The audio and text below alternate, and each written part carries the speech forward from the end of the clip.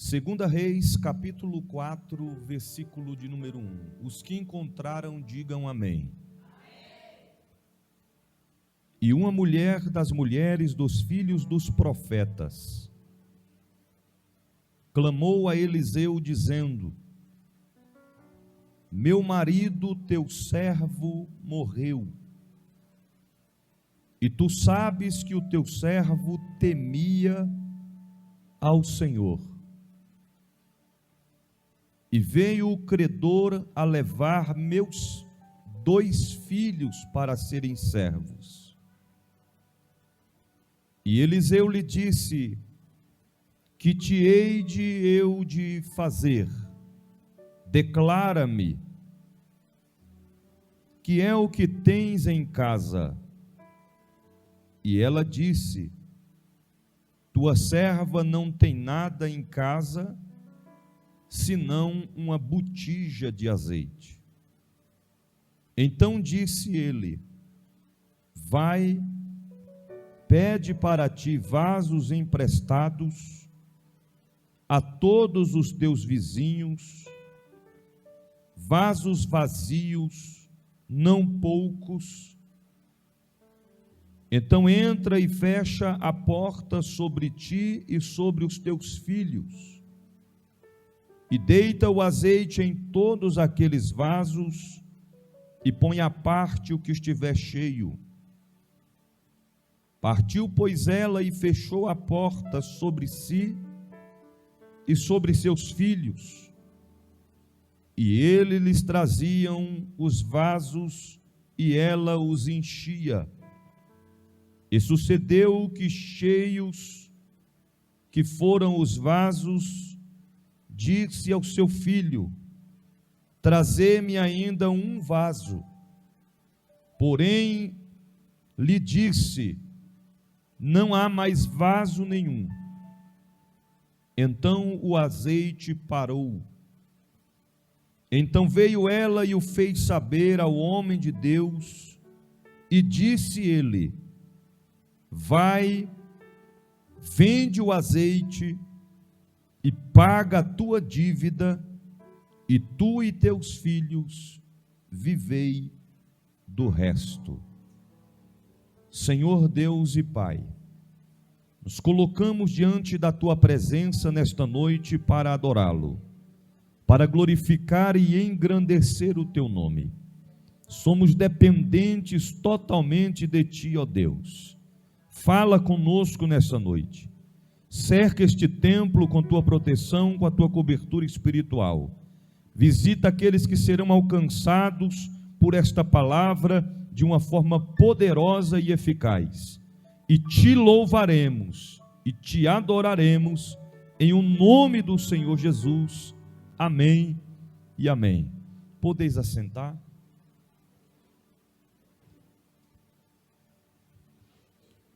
Queridos, voltado ao texto que nós acabamos de mencionar nesta noite, nós estamos falando a respeito de uma passagem bíblica que é muito, mas muito conhecida e notória sobre a igreja. Quem nunca ouviu falar a respeito deste acontecimento, que registra notoriamente o poder e a grandeza de Deus para com a vida daqueles que confiam no seu poder e que obedecem a sua palavra. A Bíblia inicia a esclarecer-se que uma mulher, das mulheres dos filhos dos profetas, se encontra em uma situação difícil, em uma situação delicada, na qual essa mulher agora estava herdando para si dívidas, não poucas, mas muitas dívidas, valores altíssimos, que foram deixados sobre a responsabilidade dela, vinda de seu falecido esposo. Segundo as Sagradas Escrituras, na época, havia uma desenfreada caminhada em direção à desobediência a Deus. Os homens estavam se afastando da vontade e da perfeição na qual o Senhor sobre eles havia depositado. Deus queria do seu povo obediência, fidelidade e compromisso para com o Senhor. Mas devido ao esfriamento espiritual da época, devido à desobediência a Deus, a Bíblia fala que até mesmo o sistema de leis daquela época estava fragilizado e corrompido. As leis que outrora entravam em ação e vigor, agora não estavam mais em ação, principalmente a favor daqueles mais fragilizados que necessitavam e que precisavam de um amparo. Porque a tradição da época, quando o marido morria, ficando a esposa e os filhos, o peso da responsabilidade sobre os tais eram transferidos sobre responsabilidade da família, do esposo a qual havia falecido. Ou seja, se a lei estivesse funcionando em vigor e ativa na época, a dívida que estava sobre a vida daquela mulher se tornaria uma responsabilidade não dela, mas de toda a família e seu esposo, a qual havia falecido.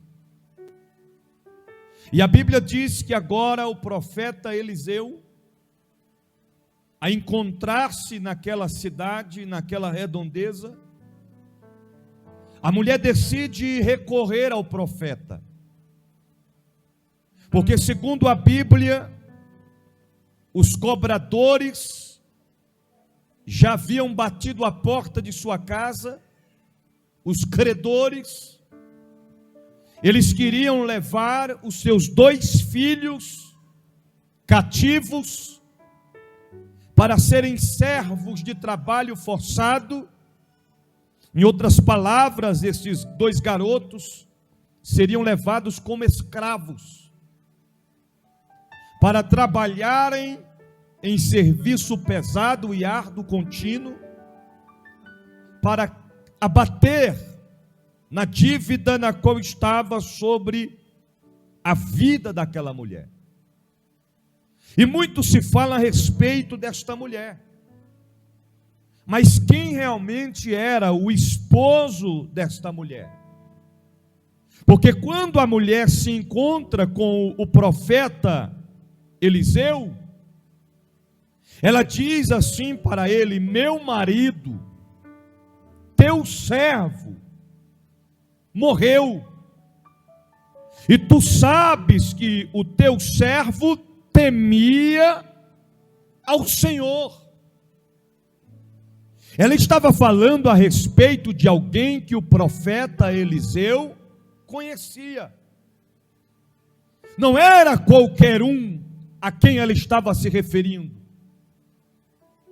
Ela estava recorrendo ao profeta para dizer a ele: teu servo, meu marido morreu. Tu bem conhecia, tu bem sabes a respeito de quem ele era. Que ele era um homem que temia ao Senhor. Mas quem era este homem, bispo? O esposo desta mulher era Obadias. Obadias, segundo a Bíblia, era mordomo do rei Acabe.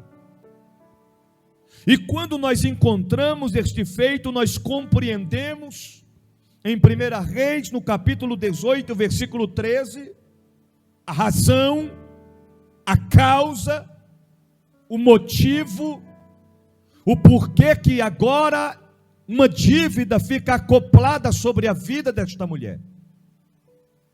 Segundo a Bíblia, na época em que Jezabel, mulher de Acabe, designa uma ordem para matar todos os profetas daqueles dias, diz a Bíblia que Obadias, ele consegue ajuntar cerca de 100 profetas, e ele pega estes homens e esconde-os dividido em 2 grupos de 50, em covas, para que estes homens não fossem mortos por ordem de Jezabel. E por muitos dias, por meses, estes homens foram sustentados por Obadias. Historiadores chegam a frisar que todos os dias Obadias alimentava estes homens com pão e com água, nas quais ele todos os dias apanhava emprestado. Porque se ele não fizesse tal coisa, missionária Terezinha, aqueles homens morreriam de fome. Porque eles não poderiam se ausentar daquelas covas. Eles não poderiam aparecer em lugar nenhum, porque se eles fossem vistos, imediatamente eles seriam executados. Então, conforme os dias ia passando, Obadias ia adquirindo para si pães e água para alimentar os profetas, a dívida foi só aumentando. Obadias morre, a dívida permanece. E diante de uma época em que as leis estavam corrompidas, não se importavam que se a injustiça estivesse sendo colocado em prática, porque segundo a lei da época, eles não podiam de forma alguma, de maneira alguma, retrair para si os filhos de alguém, para que dívidas fossem pagas. Isso era contra a norma da lei daquela época. Mas como a infidelidade estava imperando sobre o povo, a corrupção entrou, a infidelidade constituiu e o sistema estava fragilizado, não funcionava mais. Aproveitando desta situação, os credores ameaçaram a mulher dizendo: ou você paga a dívida, ou nós vamos levar cativos como escravo os seus 2 únicos filhos. A mulher lembra do profeta e ela recorre a ele. Quando ela menciona dizendo: teu servo, meu marido, morreu, e tu sabes que ele temia ao Senhor, era o mesmo que ela estivesse dizendo: tu sabes o quanto o meu esposo fez, se empenhou, se doou em prol do reino de Deus, cuidando daqueles profetas, e agora a dívida está pesando sobre mim, de tal forma que os credores bateram minha porta, e eles estão dizendo que vão levar meus 2 filhos como escravos para pagamento desta dívida. A Bíblia diz que Eliseu olha para a mulher e diz: que te hei de eu fazer? Declara-me o que tu tens em casa. O profeta estava respondendo para ela: o que eu posso fazer para lhe ajudar nessa situação difícil? Observa que a mulher estava numa situação que ninguém na lógica humana poderia ajudá-la. A dívida não era pouca, a dívida era alta, e como se não bastasse, os juros estavam decorrentes. Cada dia que passava, a dívida só aumentava. Eu imagino que o diabo, a antiga serpente, olhava para aquela mulher e dizia: é o fim desta mulher, é o fracasso desta mulher, é o fim destas crianças. Não há ninguém que possa socorrer esta mulher, não há ninguém que possa pagar esta mulher, não há ninguém que possa estender as mãos para esta mulher, mas é porque o inimigo, a antiga serpente, não compreende, não entende que nós servimos a um Deus cuja Bíblia diz que Ele é socorro bem presente no dia da angústia. Ele entra com provisão para nos socorrer no momento certo e na hora certa. Aleluias. Ramanais torgevas, nereminergiofas, sonde candalabas. Declara-me que é o que tens em casa. Quando ele fala essas palavras, declara-me o que tens em casa, o Senhor colocou o tema da mensagem desta noite ao meu coração. E qual é o tema, bispo? Livramento na casa. Diga-se para o seu irmão: tem livramento na casa. Aleluia, aleluia, aleluia. E ela respondeu ao profeta dizendo: tua serva não tem nada, nada, a não ser uma botija de azeite.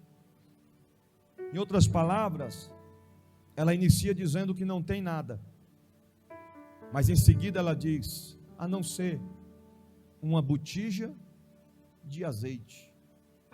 Aqui a gente entende que quando Jesus fala claramente em sua palavra que o pouco com Deus é muito, mas o muito sem Ele é nada. É claro que a escrita do texto bíblico que se refere a isso não deixa claro com estas palavras, mas ao interpretar das Sagradas Escrituras nós compreendemos claramente que quando o pouco está nas mãos de Deus se torna muito, mas o muito sem estar na presença de Deus se torna nada. Nós compreendemos que Deus não precisa de muitas coisas para fazer grandes coisas acontecer, mas Deus precisa de poucas coisas para fazer grandes coisas acontecer. Aleluia. Na ótica humana ela não tinha nada. Tua serva só tem uma botija de azeite. Aí o profeta lança a recomendação a ela dizendo: então disse ele, vai, pede para ti vasos emprestados a todos os teus vizinhos, vasos vazios e não poucos. Não poucos. A ordem era essa: você vai pedir vasos emprestados. E se você ler a escrita do texto, diz assim: para todos os seus vizinhos. Ou seja, não teria uma casa sequer em que a porta não foi batida. Todas as casas era para serem batidas na porta para pegarem os vasos emprestados. Todas. A recomendação era essa: peça para todos os teus vizinhos. E ainda diz mais: não poucas, mas muitas, porque o Deus que nós servimos transforma o pouco em muito. Irmão, isso é preciso crer, é preciso confiar. Quando Deus fala, quando Deus promete, Ele cumpre. Aí vem mais uma orientação dizendo: então entra e fecha a porta sobre ti e sobre os teus filhos, e deita o azeite em todas aquelas vasilhas, em todos aqueles vasos, e põe à parte o que estiver cheio. Em outras palavras, vai para a tua casa, entra com os teus 2 filhos, fecha a porta, e pega o vaso de azeite que você tem e vai deitando sobre os outros vasos. Aquele que for ficando cheio, você vai colocando à parte. Enquanto isso, teus filhos vão bater de porta em porta e vai pedir primeiro as vasilhas ou os vasos emprestados. Assim ela faz. Ela vai para casa, fecha a porta, Os filhos vão batendo de porta em porta e vão pedindo os vasos emprestados, e conforme os filhos vão trazendo os vasos que estão pegando emprestados, ela vai deitando o vaso que assim estava com ela de azeite, vai enchendo os vasos e colocando à parte, vai enchendo os vasos e colocando à parte, vai enchendo os vasos e colocando à parte, até que chega um determinado momento em que ela olha para o filho e diz: dai-me mais um vaso para encher, e o garoto diz: não tem mais vaso. Não tem mais. Acabou. Somente quando o garoto diz: não tem mais vasos, foi aí que a escrita do texto diz: aí então o azeite parou. Em outras palavras, enquanto tivesse vaso vazio para encher, o azeite não parava. Aleluia. Se fosse nos dias de hoje, pastor Francisco, podia trazer caminhão-pipa, faz a fila. Faz a fila. Aqueles caminhão de carregar combustível, faz a fila, para quê? Para encher de azeite, porque Deus é assim, quando Ele abre as janelas do céu, Ele coloca a fonte para jorrar, e jorra de uma forma espontânea, e só para com a ordenância e com a permissão de Deus. O Deus da Bíblia marcou esta noite para me dizer, para te dizer, para nos dizer que tem livramento de Deus na tua casa, nesta noite. Deus está entrando com providência. Aquilo que está faltando, Deus vai fazer trazer a existência e vai fazer sobrar para a glória de Deus, porque Deus é Deus de multiplicação na nossa vida.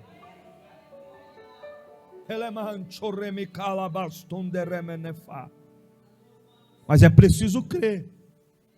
É preciso confiar e fazer conforme Deus está nos orientando. Porque na ótica humana tinha acabado, não tinha mais jeito. Lá está a mulher dentro de casa, vaso cheio de azeite para tudo quanto foi lado. Quando ela observa aquela cena, e sabendo que não tinha mais vaso, não tinha mais vasilha, ela vai até o profeta e diz a ele o que estava acontecendo, o que tinha acontecido. Aí o profeta olha para ela e diz: pega o azeite, paga a tua dívida, e tu e teus filhos vivei da sobra. Vivei da sobra. Irmão, você não tem noção do que Deus fez. Quando a escrita do texto diz assim: vivei da sobra, dá a entender, humanamente falando, assim: a mulher vai viver do resto, a mulher vai viver da esmola, a mulher vai viver do que sobrou. Mas você não tem ideia do que sobrou. Segundo historiadores, a sobra daquele azeite dava para sustentar aquela família durante mais de 2 anos. Este é o Deus que nós servimos. Até a sobra de Deus é maior do que as coisas grandes que o diabo pode nos proporcionar e nos oferecer, porque Deus tem o controle da situação nas nossas mãos. Agora eu fico imaginando, se aquela mulher não tivesse fé, se aquela mulher não tivesse seguido as orientações do profeta, porque tem vezes que o Senhor fala conosco, em vez de nós acatarmos o que Deus está mandando a gente fazer, a gente quer ensinar Deus a trabalhar. Porque se fosse nos dias de hoje, alguém até diria: mas como assim? Eu já estou endividada. Não tenho como pagar de forma alguma. Não tem nem o que comer dentro de casa. Sair de porta em porta pedindo para os vizinhos, porque tem gente que diz assim: eu não preciso de ninguém. Eu pedi emprestado, não peço. Não peço. Tem gente que é desse jeito. Eu fico sem comer, mas não peço emprestado. Eu passo estreito, mas não peço ajuda de ninguém. Querido, naquele dia ele disse notoriamente: vá todos os teus vizinhos, todos eles, e peça vasilhas, os vasos, e não poucos, mas muitos. Eu imagino que quando aqueles meninos batiam a porta, chegava e dizia: mamãe está perguntando se você tem um vaso aí para emprestar para ela. Ah, eu só tenho 2 ali, mas um está cheio. Não, mamãe não quer cheio, mamãe quer vazio, porque a ordem foi para pegar vazio. Ah, vazio não, vazio eu tenho mais, vazio eu tenho uns 3 ali, pois traga os 3 para mim. E foi isso de porta em porta. Aleluia. Conforme Deus designou, Deus orientou, foi assim que Deus enviou a provisão. Se fosse no dia de hoje, mas Senhor, eu vou pegar o meu único vaso de azeite que eu tenho e vou derramar em outras vasilhas, isso é desperdício, não vou fazer isso não. Mas ela fez conforme o Senhor estava lhe orientando, e através desta orientação em que ela seguiu, aconteceu o livramento na casa. Ô bispo, que livramento na casa foi esse? Livramento de fome. O diabo olhava e dizia: vai morrer de fome, porque não tem o que comer. Deus mandou recurso, trazendo livramento na casa. Ô bispo, que livramento foi esse na casa? O livramento de que seus filhos não fossem levados como escravo pelos cobradores, por os impostores, por aqueles homens que estavam agindo de má fé contra a vida daquela mulher. Se o diabo olhava e dizia: os 2 garotos vão serem levados cativos como escravos, agora aquela mulher tinha como pagar a dívida e ainda sobrava para a glória de Deus. Eu quero concluir a mensagem desta noite dizendo para você que se você seguir as orientações de Deus para a sua vida, se você manter no foco em que Deus te designou, Deus já falou com você várias vezes, através da palavra, através de profecia, através dos profetas, através de visão. Siga o que Deus falou com você, não se segure. Que às vezes Deus manda a gente fazer algo e a gente fica se retraindo, se recolhendo. Mas Senhor, o Senhor está dizendo: faça. Deus garante, Ele vai mover o sobrenatural para te abençoar. Vai ter livramento na tua casa por conta da tua atitude, do teu comportamento diante da presença de Deus. Seja profeta para quem está perto de você, diga assim: Deus garante. Faça o que Ele está mandando. Aleluia. Aleluia. Neremai close titergevanto romene canto reminion de ras. Levastirgio faston dorge menehai. Aleluia. Agora olha aqui para mim. As palavras tão determinatórias da parte de Eliseu para aquela mulher era de alguém que já tinha presenciado algo semelhante a isto acontecer. Porque quando Elias, pastor Francisco, foi levado no redemoinho de fogo, no partícula dos 2, quando eles estavam sendo conduzidos ao momento que Elias iria ser levado pelo Senhor, qual foi o pedido de Eliseu para Elias? Quem lembra? Que eu tenha a porção dobrada. Em outras palavras, oh meu amigo, o Senhor te usa tanto na terra, e agora tu vais se encontrar com o papai. Eu quero somente que o Senhor me usa da mesma forma que o Senhor te usa, mas eu quero a porção dobrada. Aleluia. Se tu me veres, quando o Senhor me ausentar, me levar, assim que será. E foi o que aconteceu. Deus não deu somente a porção dobrada, mas a missionária lembrou, até a capa ficou para ele. Aleluia, aleluia. Diga assim para o seu irmão: quando fazemos conforme a ordem de Deus, nós não perdemos, nós só ganhamos. Está entendendo? Está entendendo? Que às vezes a gente pensa que está fazendo coisa grande para Deus. Estamos fazendo pouco. O Senhor está dizendo: está fazendo pouco, ainda pode fazer mais. ainda podemos se doar mais para Deus, ainda podemos se dedicar mais a Deus, ainda podemos confiar na palavra de Deus e não reter conforme Deus falou para nós. Deus não colocaria esta palavra no meu coração por acaso. Deus me trouxe aqui nesta noite para te dizer: obedeça a voz de Deus, faça conforme a ordenança de Deus, e milagres, livramentos vai acontecer na tua casa. Livramento vai acontecer na tua casa conforme a orientação de Deus para a sua vida. Se coloca de pé em nome de Jesus.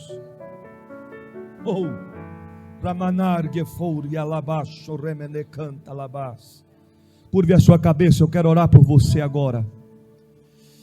Senhor Deus e Pai, aqui estão os teus filhos diante da tua presença. A tua palavra foi ministrada, pregada aos corações nesta noite. Senhor, visita os teus filhos com poder e autoridade, tanto os que estão no templo como aqueles que estão em casa, que serão alcançados por esta palavra, que estão vivendo dias difíceis, ó Deus. Os credores estão batendo a porta, ó Deus, a situação não está sendo favorável, mas Tu és o Deus que envia o recurso no momento certo. Tu é Deus de provisão, Tu é o Deus que envia a providência dos céus no momento certo, na hora certa, para socorrer o Teu povo, os Teus filhos.